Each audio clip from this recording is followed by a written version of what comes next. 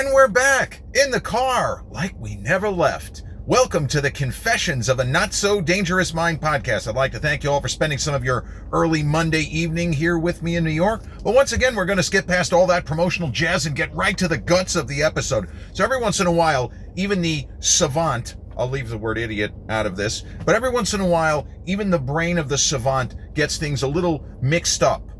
And simply because I didn't know a certain thing by a certain time.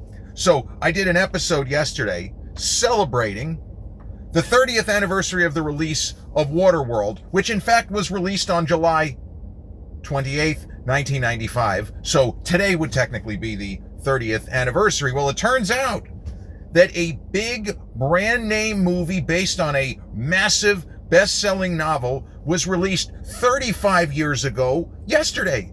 So if we could reboot The Matrix, the episode I'm about to do now, I would have done it yesterday, and then I would have done the Waterworld episode today. But fear not, because it's not a big deal. In a couple of days, it's not going to matter which movie was released on what day, at what time, in what year. Well, what year might matter. But honestly, nobody really gives a shit about this. If you're interested in this movie, it's a film that is worth talking about. So released on this day, yesterday, July 27, 1990, saw the release of Alan J. Pakula, a kind of underrated to some extent all-time great filmmaker. Like, he's not with the top tier, but he's not that much below the top tier. He did All the President's Men, among so many other classic films, A Parallax View, Clute. But Alan J. Pakula's adaptation of Scott Turow's enormous best-selling novel, Presumed Innocent. And some of you might know that there's the Jake Gyllenhaal, the miniseries, which is based on the same source material. But Presumed Innocent is a film that, despite the pedigree, despite having a home run cast, including in a starring role Harrison Ford and another cheat code actor in Brian Dennehy, Joe Grafazzi, who usually played comedic characters, Greta Scacchi, who had a lot of heat surrounding her at the time. She'd been in a bunch of movies. She seemed like she was going to be a bigger star than she actually was. Greta Scacchi appeared to be on her way to doing what Sydney Sweeney is doing right now. A very distinctive-looking performer who appeared to have a lot of range, could play comedy, could play drama, could star in thrillers. Career really didn't go as far, Greta Scacchi I'm talking about, as many people thought that it should have. And also in the cast is Holly McClane herself, and once famously Shirley Muldowney in a classic movie about not a stock car racer, I forgot what it was called, the kind of racing that she did. But Shirley Muldowney, the film was called Heart Like a Wheel. And I want to say that Bonnie got an Oscar nomination for that. I could be wrong, and I apologize. But Bonnie Bedelia, in the world of this film, plays Harrison Ford's wife. And what I was saying about the pedigree, even with what I just said, the big director who had multiple Oscar nominations over the years, I mean, probably should have won the best director for All the President's Men, but, you know, what are you going to do? It was still a far bigger box office hit than expected. And this was not a movie with a lot of special effects. We talked Harrison Ford, and he started work on Presumed Innocent while Indiana Jones and the Last Crusade, a film that many people, not including Quentin Tarantino, actually would pick as their favorite of the OG Indy trilogy. I love them all equally. Raiders of the Lost Ark, Temple of Doom, and Last Crusade, to me, are all 10 out of 10. If I'm asked the question, what is the greatest trilogy, or at least in the case of if we're just looking at 3 films, what is the greatest 3-film arc of a franchise? In the case of Back to the Future, those were the only 3 films. But I feel like the OG Indiana Jones trilogy is the highest quality, where all 3 films are 10s. Better than Star Wars Episode 4, 5, and 6 because of those fucking Ewoks. But Harrison Ford's Indiana Jones and the Last Crusade was still at the box office when he began work on Presumed Innocent. And there are those roles which are atypical for stars who have cultivated, whether intentionally or not, a certain kind of star persona. And the closest correlation between Harrison Ford taking this particular role of a prosecutor, he's an attorney and a good one at that, he's kind of the right-hand man of Brian Dennehy's Raymond Horgan, who is a district attorney. And we are presented with this guy as being a very clever lawyer, but this is a straightforward type of character. He is not a man of action. He's not even as much of a man of action as the character Harrison plays in Frantic, where he is an American doctor, supposedly this genius doctor, and he has to kind of channel his inner Indiana Jones to figure out who kidnapped my freaking wife and what the hell is going on here. I'm in Europe and I don't know anybody, and suddenly I'm the ugly American and people are making fun of me and my wife was fucking taken, and he doesn't have the skills of a Liam Neeson. But this is a different kind of role. It is a very reactive role, except for one thing. And where I was going with the star persona, 6 years earlier, Clint Eastwood made a thriller in a similar kind of ballpark. That's more of a straight up suspense thriller that might have some serial killer elements. This is a suspense thriller that will have moments like jump out of your seat type moments. Tightrope is the Clint Eastwood film where he plays a cop who he has a pretty interesting, maybe that's the wrong word, but he has this kind of fetish where he's interested in a certain kind of woman who will let him do a certain kind of thing. And even though he's a cop, he's hooking up with women when he should be investigating fucking crime. Bro, what are you doing?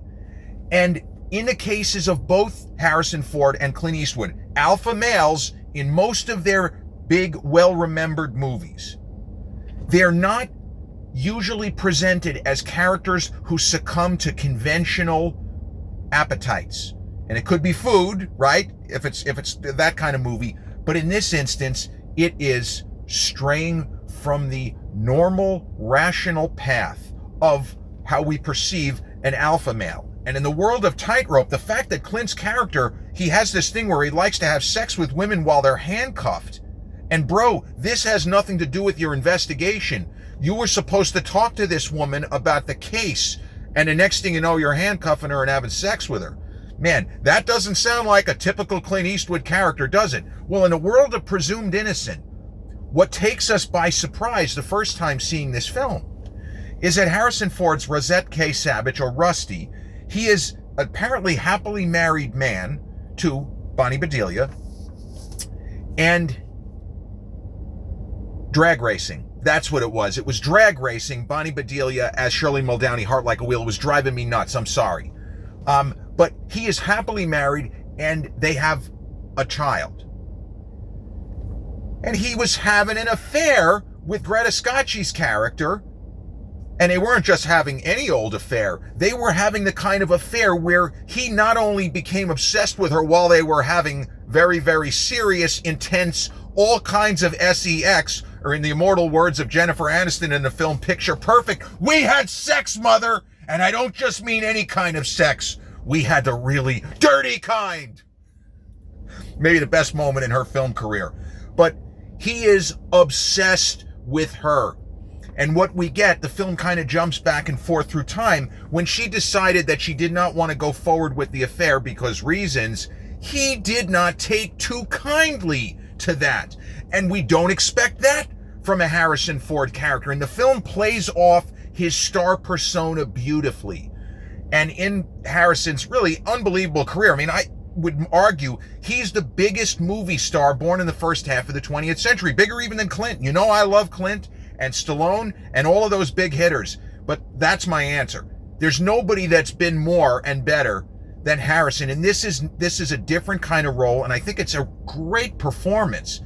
The expectations work in favor of the movie. And so this film was budgeted at between 20 and 25 million, including marketing. Again, what I was saying, there's not shit blowing up real good. It didn't cost a ton of money. I forgot, I'm sorry, Raul Julia. I hardly mentioned Raul Julia at all on the podcast, and I've talked about him twice in the last couple of days because he has a big supporting role in Tequila Sunrise from a few years earlier. And Raul Julia plays a critical character in this film. But Presumed Innocent grossed more than $220 million 35 years ago. And this is an R-rated film, a very heavy adult movie for adult audiences. I'm sure there were some parents that, and again, judgment free, that took their kids to see this when, maybe this is not really appropriate for a 9-year-old. Cover their eyes, cover their ears. Now, we don't want to hear the word sexual obsession in front of our tiny no, thank you. But this film is an enormous hit, and in the way pre-internet era, I can vouch for the fact that everyone I knew, I would have been 16 still, was talking about this film, and to their credit, nobody gave away the big plot twist. And, spoiler alert, I always joke around and say spoiler alert when it's usually not really, I know it's not really a spoiler, that's why I say it. Spoiler alert, there is a big plot twist in this film, and it is very well camouflaged. But the story proper and the confidence of Alan J. Pakula, knowing that there are going to be some audience members, even before people had phones. Nowadays, I don't think the structure that he uses would work. I think you would have to tell this story chronologically, because this is not a movie that you can watch while fucking around on your phone. No offense, because I do it too, but this is not that kind of movie. And it isn't that it's complicated, but with the moves back and forth through time, if you are only somewhat paying attention, it's not going to make sense, because the way we start here and then we go back to there and then we come back to here.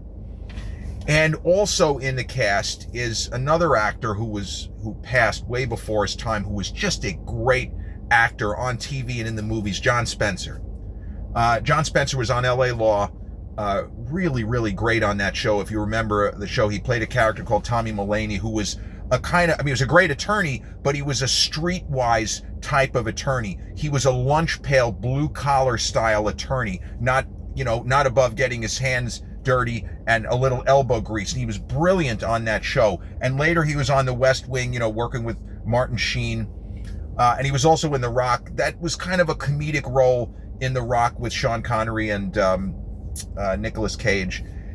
And then he kind of a throwaway role in Copland. I love the movie Copland, but John Spencer, he was so good that he was just wasted in that role. There wasn't enough for him to do. If you cast somebody that can do what he can, you got to give them a little bit of room. And in Copland, he had none. But in this movie, he does. The character of LaPranzer, the detective that he plays, who is a friend of Rusty Savage, he does more than we expect. His character ends up being pivotal to the unfolding of the story. And, sometimes you're just in a situation where you're screwed, that maybe you weren't exactly framed for a crime, but it just looks like you did it. And because you had an affair with the person who ended up dead, and there might be some fingerprints, hey, just because there's fingerprints somewhere doesn't mean you committed a murder. But unfortunately, if there are no suspects, and if you have people charging hard to climb professionally, you might be in a world of hurt. And this is something that came up, speaking of Clint Eastwood, this is something which came up and comes up in Juror Number 2, where the kind of co-lead, the Toni Collette character, she has this murder case where she doesn't have a murder weapon, and she doesn't have a clear path to actually believing 100% that the accused has committed the murder. But she is going to go full steam ahead, because why? Because she's probably going to become the district attorney if she wins this case, even though, as that movie goes forth, she becomes less and less convinced. I don't think this guy did it. I don't have any idea how this woman died, but I can't really say that in court. Well, in the world of this film, the killer doesn't think it through the way that a killer might. The killer just doesn't put it through the mental meat grinder correctly. And there are times where somebody will commit a murder and not give a shit who ends up getting pinned with it. But other times they do. They do care. And from what we can infer in this movie, the killer does care about that. Well, why would you do it this way? There had to be a different process that you could take. There had to be a different process. So I don't know that that's necessarily a weakness in the movie. It's more a weakness in the thinking of a particular character. Like, this was not how to do it. I'm giving advice to somebody committing a murder. What does that say about me? But it doesn't really track. It doesn't make sense that this character would do something as potentially catastrophic as this. We understand the killing, but we don't understand the mechanics of why would you leave yourself open in the way that you seem to have left yourself open? Why would you do that? But that's something to discuss after the film is over. You say, well, I don't really get this. But what we're presented with is a courtroom story and a police procedural and an edge of your seat thriller all in one.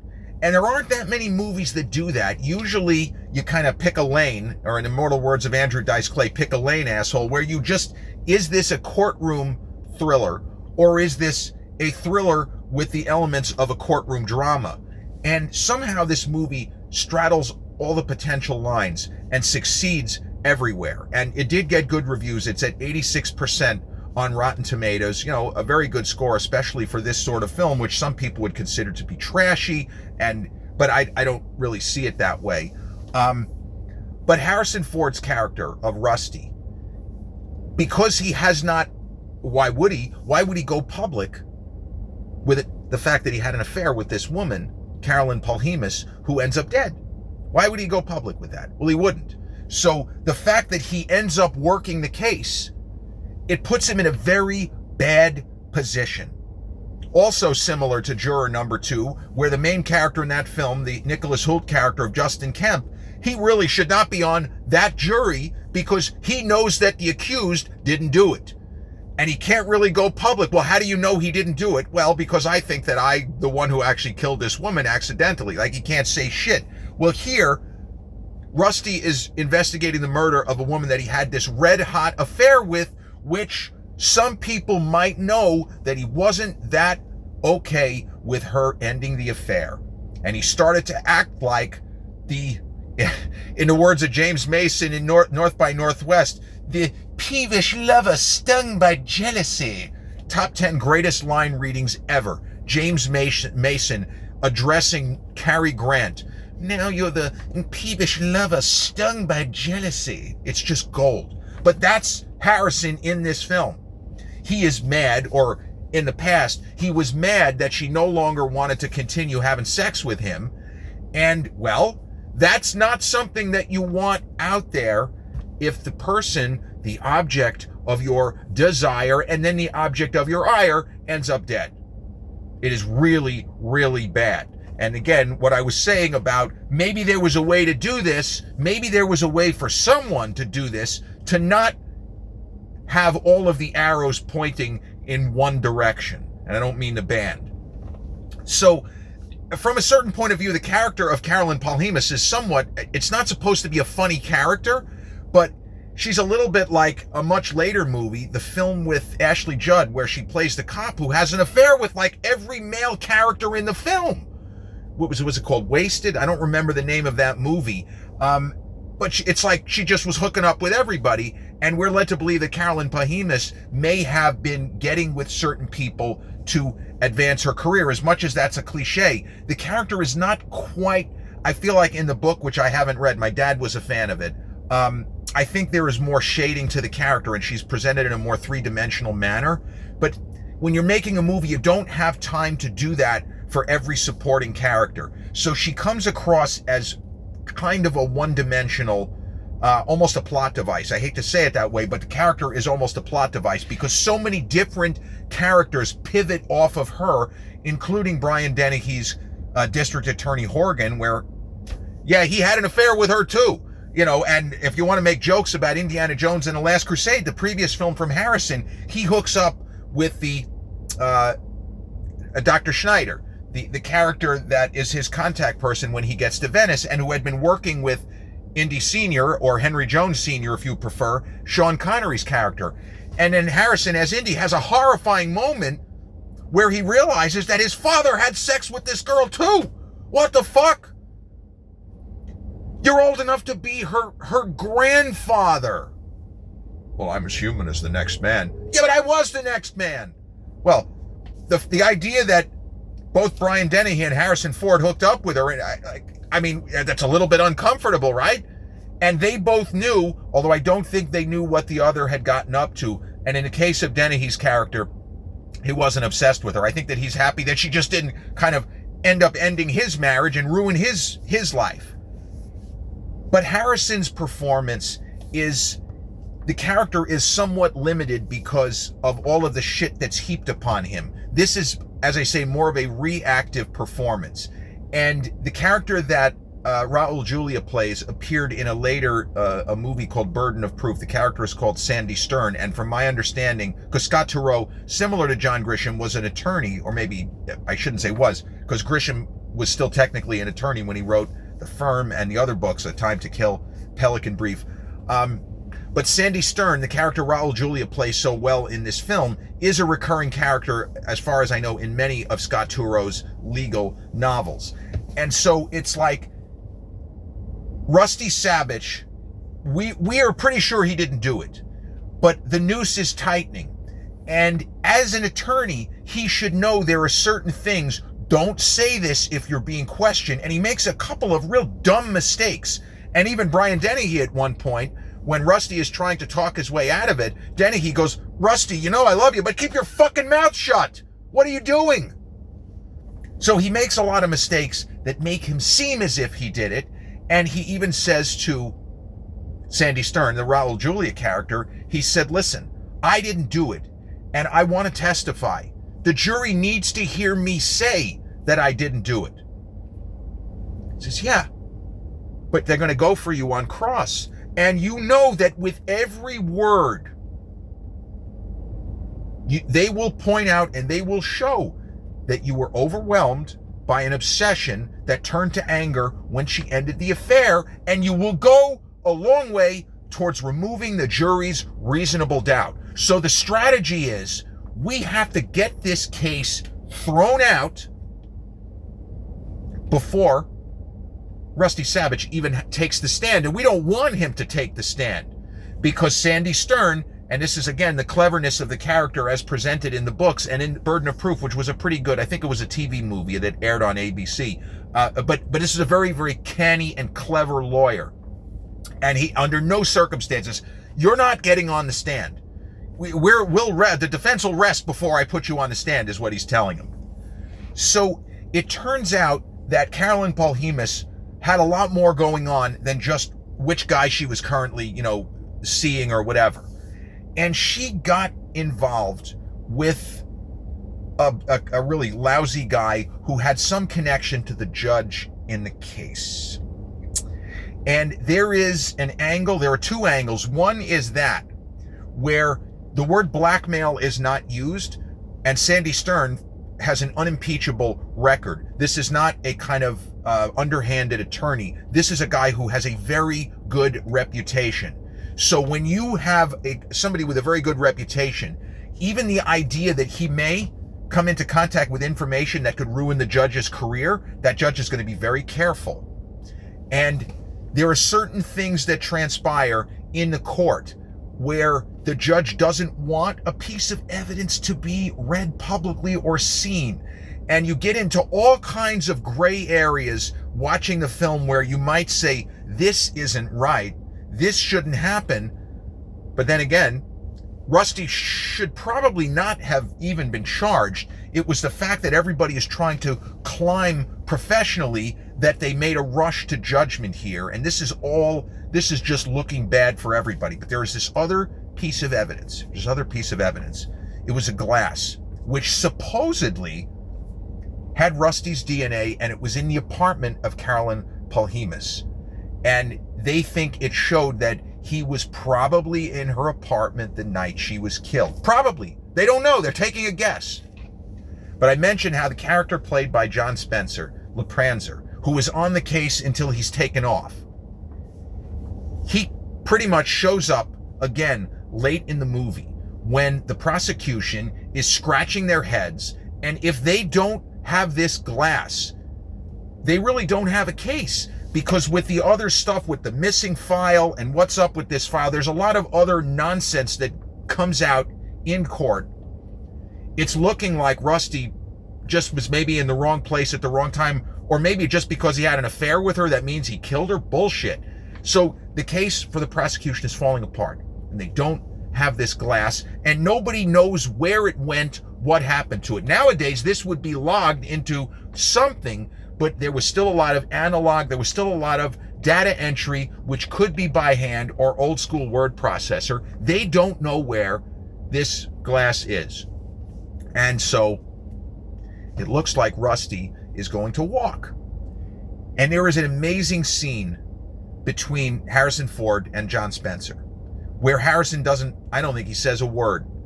He's just listening. And John Spencer gives a monologue that is perfect. You can't do it better than he does it, where he explains what happened to the missing glass. And he justifies his actions in such a way that we get why he did what he did. And again, the gray areas of wondering to yourself, is it okay to be full of shit if you being full of shit frees a guilty man? Frees an innocent man that the state is trying to convince people is guilty when you know damn well he didn't do it. So he's responsible for the missing glass, and no one is the wiser. And it's just an amazing scene, not a scene of high tension, but a scene of discovery, a scene of character, development. And I remember when the film came out, and as I say, people were going nuts, and I didn't have it spoiled for me until much later. I think that it was spoiled for me in a review that I read years later. I didn't actually see this film until the mid-1990s, but I still thought it was fantastic, even though, oh yeah, so-and-so is the killer. But it's just a terrific film. But what I remember is HBO had a little featurette that ran right around the time that the film was in theaters. And this would have been between my 10th and 11th grade years. Not a good time for me, but did get to see a bunch of movies in the summer of 1990, like Die Hard 2 and Back to the Future Part 3. Didn't see, obviously, I just said I didn't see Presumed Innocent in theaters, but HBO did this nice little featurette talking about adapting Scott Turow's novel, and Harrison Ford, kind of an unconventional bit of casting. This is not a role. This is a role that you would have expected more of a De Niro or Pacino, in the same ballpark age-wise. Actually, Harrison is almost in the middle, because I think De Niro was born in 43 or 44, and Al in 1940, Harrison Ford is 1942. But this is a role that you would have expected a different kind of performer than Harrison, but man, he acquits himself, pun intended, he acquits himself so well. But this featurette, which I must have watched a dozen times, it was short and quick, and there are a lot of famous people in it.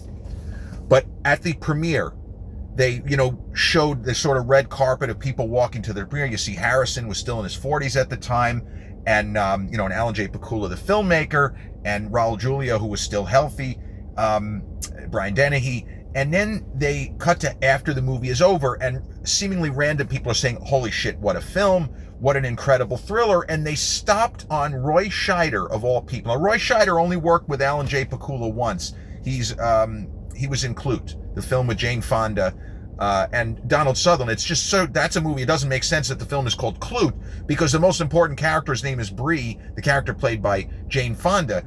John Clute, Donald Sutherland's character, is not as important, and somehow the movie is called Clute. Just a weird thing. It would be like calling the original Rocky, calling it Creed. You know what I mean? Anyway, so Roy Scheider was a brief interview after seeing the film, and he was apoplectic with how much he loved it. And he said this film was fantastic. It was frightening. It was well written. I loved all of the acting, and Alan did such a great job directing. He could not have been any happier with the film. And I didn't know at the time that he had even worked. This was weird. Why would they have the guy from Jaws in this little brief interview? But I agree with everything he said, and I've seen the movie only twice, start to finish. It doesn't have that much of a replayability factor, unless, if you're looking back on Harrison Ford's career. And if I were asked the question, what do you think is Harrison's most underrated performance? I would point to this, because he gets to craft an interesting character who is very badly flawed. But that doesn't mean he's a murderer. You can be badly flawed. You could be a shitty husband. You could be a guy who lets his appetites dictate his daily life for a time, but it doesn't mean that he's a killer, and he certainly shouldn't go up the river for a crime that he didn't commit. So Presumed Innocent, released 35 years ago yesterday. I guess a happy belated anniversary. And this is certainly not a movie that the best movie you've never seen. A ton of people have seen this, not just because of the box office. And I think it's just shy of what I would consider to be a great movie. So this is just a typical movie anniversary. Presumed Innocent, from the novel by Scott Turow, directed by the late, great Alan J. Pakula, and starring Harrison Ford, Bonnie Bedelia, Greta Scacchi, Brian Dennehy, Joe Grafazzi, and Paul Winfield, and of course another late great, Raul Julia. This has been episode 586 of the Confessions of a Not So Dangerous Mind podcast. I'd like to thank you all so much for spending some of your Monday evening here with me in New York. And if you check out this episode on the YouTube channel, haven't done so already, please click like, subscribe, comment, share, turn on those notifications. Or if you catch this episode on the audio platforms such as Podbean, Spotify, iTunes, or the others in which we're hosted, same general rule applies. Click like, subscribe, share, and turn on those notifications. I'll be back with a new episode real soon. Till then, peace.